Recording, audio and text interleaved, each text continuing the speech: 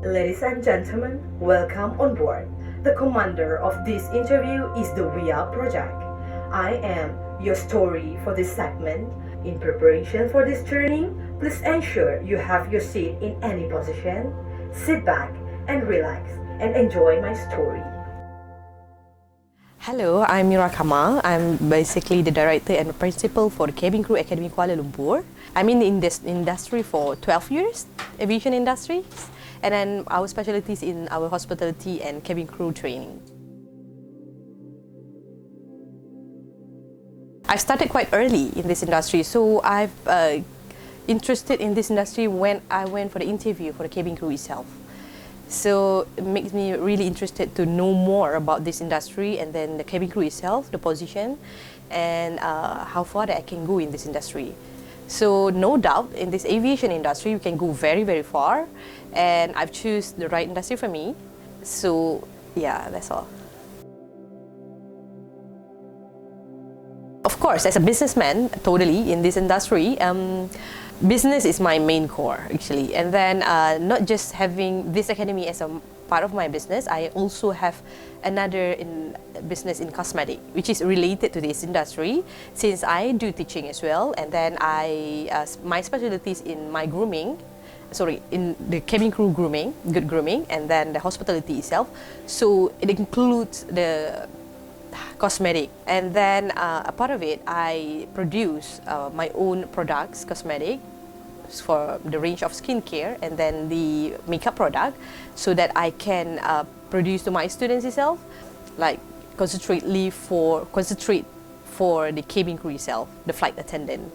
And then, for example, for the lipstick, we have like our lip matte. That is the best seller for our lip matte, so it won't smudge. And then the color is so striking; it suits for the cabin crew, national and international. So we have an 18 color for that. So that is my we call it complement business, and I'm happy with it, and it really helps me in this teaching. And then when I'm teaching my when I teach my students, so it really helps me a lot. So I save cost for my students and save time for us, because our preparatory course is just like 3 months, so we don't have time to go and shop the cosmetic, and then we know that there's a bunch of cosmetic out there, and we just want to focus on to have a good grooming and then for them to get a job as a cabin crew, a flight attendant. So how do I juggle with it? It's not that tough because it's together. It's just that I have to concentrate on formulating the product itself and then get the right supplier for our brand.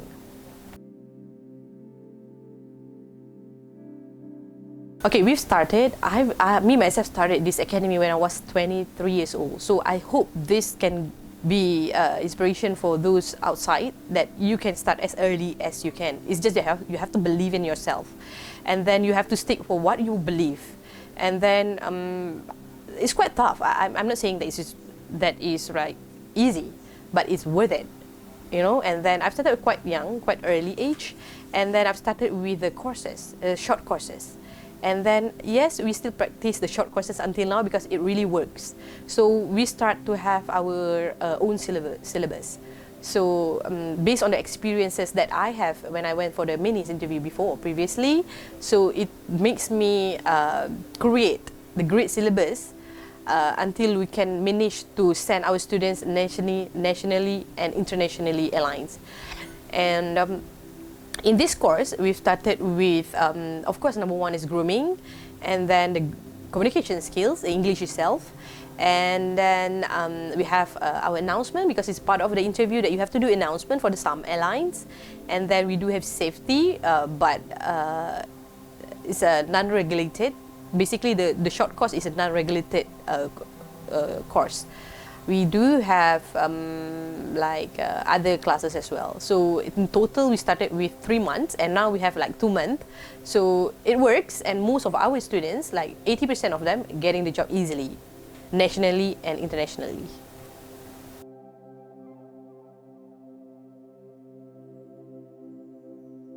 So the good grooming for the flight attendant is not like a celebrity. So it's not like celebrity or even models.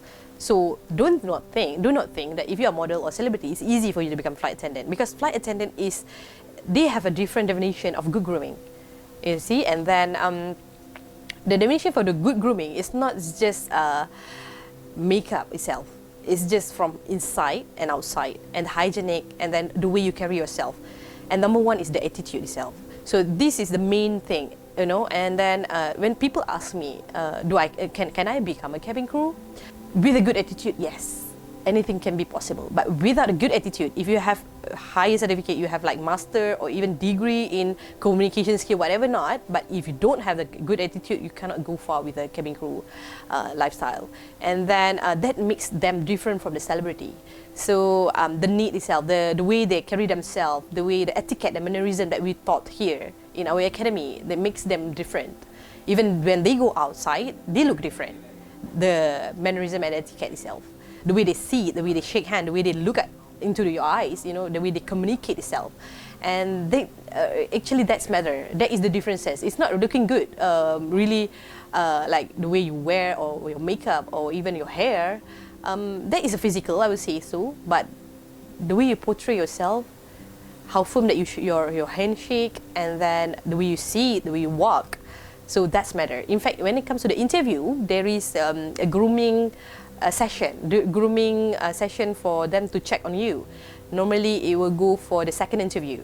So they will check everything, like body odor, mouth odor, and then they will check the way you walk. So you have to really concentrate on that. So for those who really want to become a cabin crew, this is the tips for you. When you really want to go for the interview, you have to really look into your personality and the way you walk and the way you portray yourself. And then, of course, your English will be very, very important as well.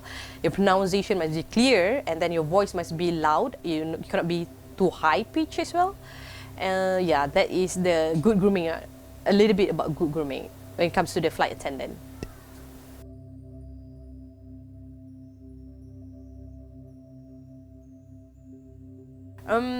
Some girls or some women, they used to groom themselves. They're born with it. Maybe the parents taught them how to groom themselves. But unfortunately, for some other girls, they don't. They don't even have a lipstick inside of their bag. So can you imagine how I can really teach them to use the full makeup and maintain it for like 12 hours? And some of them, they thought that being pretty is overnight case, but actually not. It's the more you practice, the more pretty you are. So there is some cases when I have students that they don't really understand this kind of practicing. So when it comes to the interview side, they don't really practice. Okay, when they come over here, they do learn about makeup, but they don't practice it because they thought when the interview come, they can start to do the makeup. So this has happened when they go for the interview. They went for the interview. They cannot really carry themselves with makeup. Like, you know, when they're wearing lipsticks, you know, like, I cannot talk. Something like this, you know. So, and then the high heels some more, and then, yeah, for me that's so funny, you know.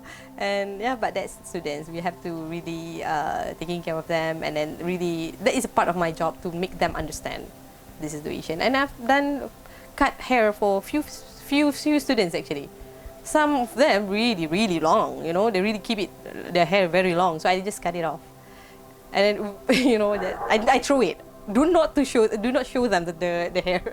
When you cut it, just throw it. All right, so that is my experience actually. Yeah.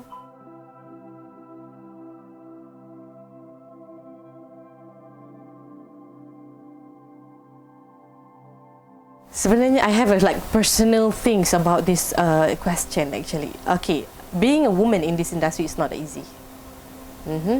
So when they created the woman in aviation, I think that is a very, very, very good idea. It's awesome because it really can taking care of our position as a woman, you know, because this industry controlled by men. So being a woman is not easy because people tend to get wrong with you, especially if you have good looking and you're young.